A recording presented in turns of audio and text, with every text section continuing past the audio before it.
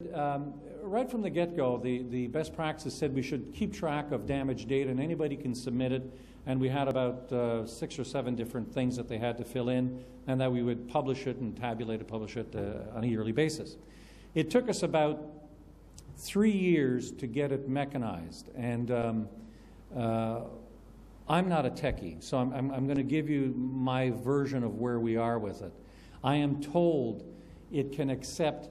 It is the state-of-the-art in terms of language, in terms of coding, and any company, and we have numbers of companies that give us their damage data, can give us their damage data from their systems regardless of the system they have. And it's a very quick interface. Basically, 2 techies talk, one at our end, one at their end. They decide what language they're using, and they will download their 700 damages or their 2,000 damages in space of 2 seconds once a year. And all the information is uploaded into our system, regardless of what type of system they use. In addition to that, we've got excavators who will bring us at one by one, case-by-case basis, 1 damage at a time. But the vast majority of our damages come in on a bulk load basis and are provided to us by a variety of owner-operator companies. They have a different amount, they all differ as to how much data they give us, and by that I mean how much detail they have. And we're now producing what we call a data quality index to these companies to try and motivate them to gather more data when they do a report. Like, get a little more information if you got the state and the county, and was it a track hoe or a backhoe that caused it? And you know the value of the damage, and keep pushing them to get more and more damage data, because the more data we have, the more analysis we can do, the better we can produce the report. We put together a phenomenal confidentiality issue. We assured them that it wouldn't happen, and even to this day, there are only 4 people who know which companies give us damage data. Basically, if you're a company out there that has some damage data, we can take it. Any way you've got it, you got it in a spreadsheet, we can take it. You got it in some fancy program, we can take it. We make it work. Then what you do is then you can go back and say, okay, now that I've given them my damage data, I can go in, they call a query wizard, see how I'm doing with the damage data that I gather relative to the industry. And how am I comparing, and what am I doing? And then you may have companies that talk to each other. They know that they're both providing, and they say, how are you doing here? How are you doing here? What does it look like? And so they're able to start making yards in terms of what they do with their programs. The next step we did is we provided what they call virtual private dirt. And virtual private dirt was the ability of a number of companies with a common interest to allow them to have somebody else look at their damage data. So you may have, for instance, because of a law, this is a simple one, in Colorado, every company by law in Colorado must provide their damage data to the Utility Notification Center of Colorado, the One Call Center, which in turn gives it to us.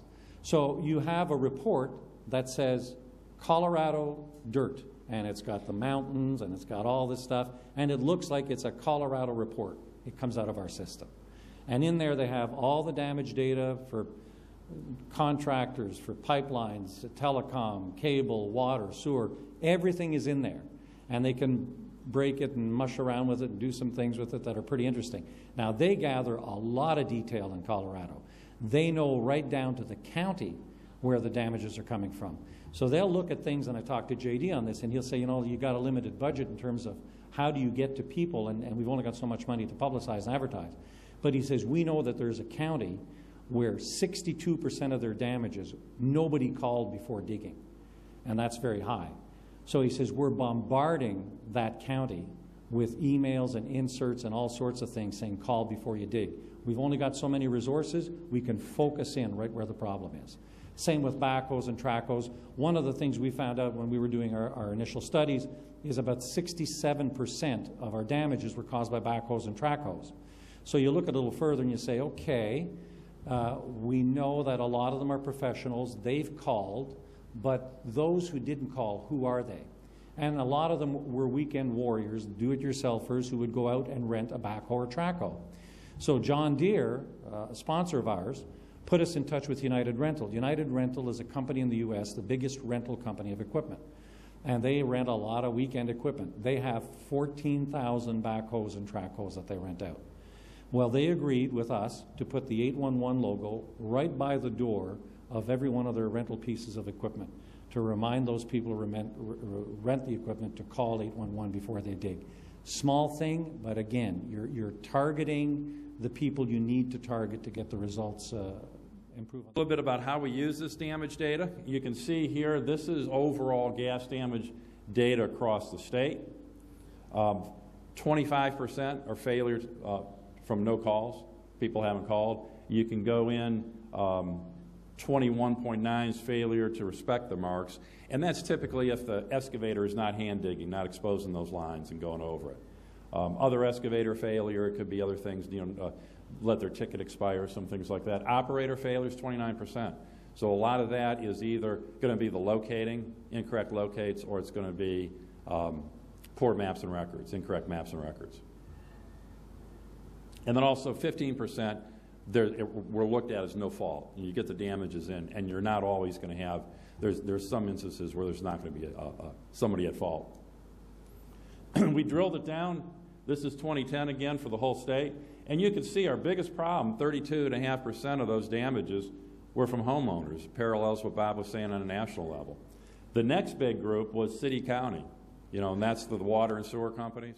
Here's the owner occupants. This is the homeowners, that first one I showed you.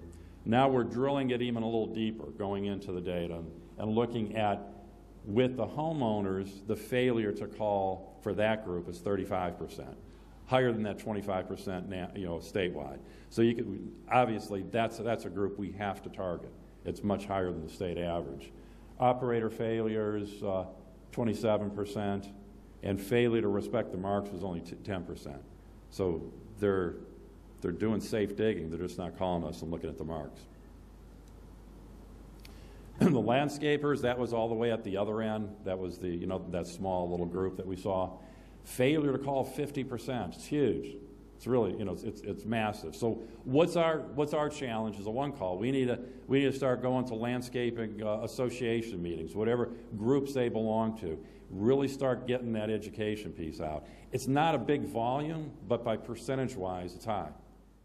Go into a little bit further. We took our a zip code is a postal code. Do you guys have postal areas?